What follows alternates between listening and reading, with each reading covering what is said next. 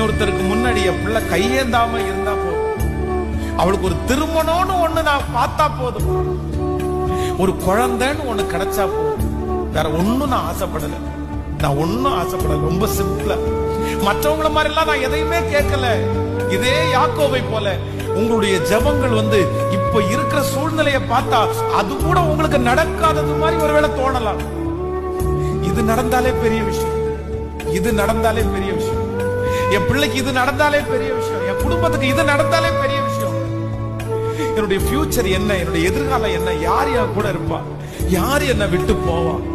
ஆனா ஆண்டவர் மட்டும் இன்னைக்கு இந்த முதல் வாரத்தில் உங்களை நேருக்கு நேர் சந்தித்து உங்க முகத்துக்கு முகம், நீ கேட்கறது கொஞ்சம்பா, நீ கேட்கறது உன்னுடைய நிலைமையை வச்சு நீ கேட்கிற, உன் சூழ்நிலையை வச்சு கேட்கிற, இப்ப கடந்து போகிற பாதையை வச்சு உன் எதிர்காலத்தை நீ கணிக்கிற.